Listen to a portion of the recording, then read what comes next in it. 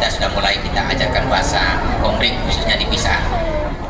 Untuk meyakinkan masyarakat akan pentingnya vaksinasi, Bupati Oku Timur Lanosin Hamzah beserta istri mendampingi putrinya Keisha Lanosin mengikuti vaksinasi anak umur 6-11 tahun di SD Negeri 20 Kecamatan Martapura, Oku Timur. Bupati menyampaikan sebagai orang tua sudah diwajibkan mendampingi anak untuk memberikan semangat, sekaligus memberikan contoh bahwasanya putrinya juga telah melakukan vaksin COVID-19.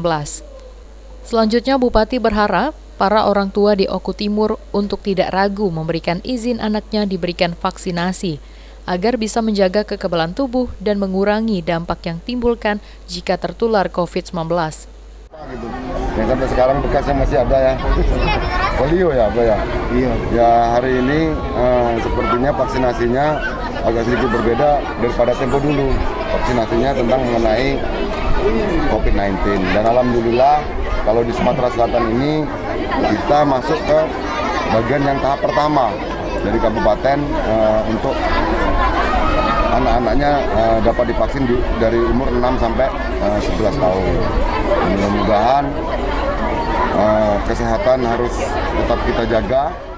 Sementara itu, Keisha Lanosin, siswa SD Negeri 20 Martapura yang juga anak Bupati Oku Timur mengaku sangat senang divaksin dan tidak merasakan sakit apapun setelah divaksinasi.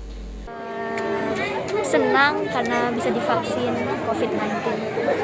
Ada gak keluh-keluhan tadi? Mungkin ada ajakan kepada teman-teman agar tidak takut divaksin.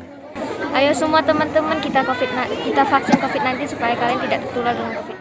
Dalam mensukseskan vaksinasi COVID-19, berbagai upaya untuk memberikan kepercayaan pada orang tua dilakukan melalui wali kelas untuk ikut vaksinasi anak, sehingga seluruh siswa SD Negeri 29 hampir 99% antusias mengikuti vaksinasi.